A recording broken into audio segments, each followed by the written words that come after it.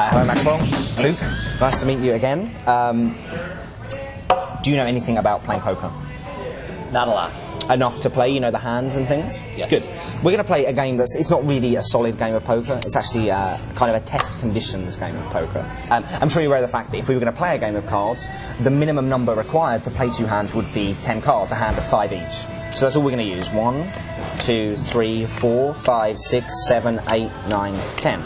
That way, you would spot if I was to add anything or take anything away or anything like that. There's a couple of things you should do when you sit down and play cards with anyone. The first thing is check that the cards aren't marked. So you can see that these cards aren't marked, and the second thing is to make sure they're shuffled, so do that for me now. And now the third thing you have to do when you sit down to play poker is to make sure that nobody can read your tells. So this is what we're going to do. We're going to play, it's kind of an odd game of poker. I'm going to spread the cards out like this in a second, not yet. I want you to take your finger, hold it out like this, reach down and touch the back of one card and pull it towards yourself. This card is now mine, whichever one you take will be yours. Good. And the same thing again. And you mix these up. And feel free to mix them up again at any point so you know that there's no way anybody take this one. I'll just leave you with one last one. 2 hands each. Take a look at what you got.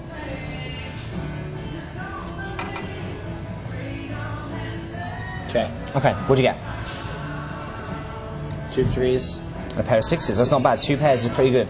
That certainly would beat my pair of aces, but it wouldn't beat the 3 that I have right there. So that's round 1.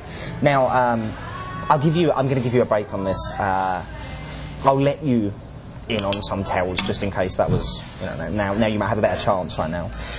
Okay, we'll discard these and we're going to play a second round. Now, bearing in mind, this is not about clever skills with the cards. This is about me trying to get inside of how you might think about where you're going to go and hopefully bullying you into a corner so you only have a couple of options to make, which will leave me with the winning cards. That's the premise. 2, 3, 4, 5, 6, 7, 8, 9, 10. Again, make sure they're shuffled. I'm going to give you a further advantage on this round. In fact, we're going to shuffle the cards so some are face up. I typically use the 10-card poker deal when people come up with that line, and I'm sure everybody hears it. Oh, I'd hate to play cards with you. You know, I perform as a mentalist, so often if I do very few card tricks, and this is one of the cards sitting right there. It's up to you, whichever card. Tell me, do you want me to take a face up or a face down card? Face down. I thought you might, so I'm going to take this one here. Now you can choose face up or face down. It's up to you. It's a really fun routine to perform as well because unlike most 10-card poker deal routines, mine is very flexible, which allows you to have fun, and the routine kind of changes based on what happens throughout the trick. If you have a good memory, right now you're set to make the winning hand. Do you want me to take a face up or a face down? Face up. Okay. Your choice. You've chosen my last card and chosen your last card. I even gave you control over the last card. Take a look at what you got. But it really is a blank canvas, and you can put it wherever you want to put it. You can perform it wherever you want to perform it, and put your own stamp on it with whatever presentation you want to achieve with the effect. 3 kings. It's very good, and certainly beats my pair of 7s, but not when you add the other 3 2s to it. So that's a full house for the second round. Okay. Alright, so this is what this has all been leading up to, the last game. Think of those other 2 rounds as something of a warm-up, because right now is what the money's riding on. So we're going to use 1, 2, 3, 4, 5, 6, 7, 8, 9, 10 more cards. Make sure the cards are shuffled up. Now this is the idea.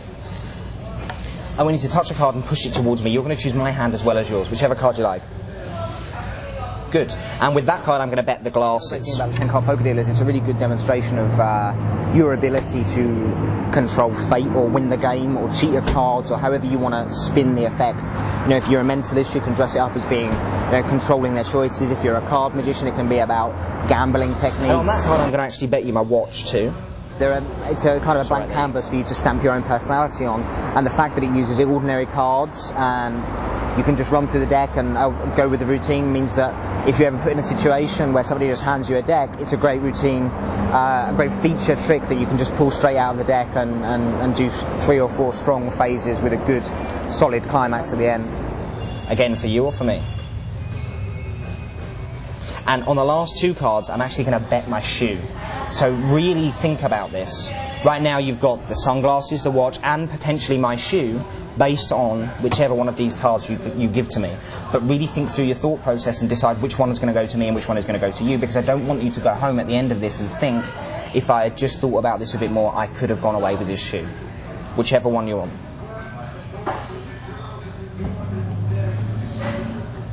Interesting, he chose not to go for the pair of 9s, but okay, pretty good going. 2 9s. 2 9s. 2 9s is pretty good going. You got 2 9s there, that's pretty good going. Let's take a look at what I got.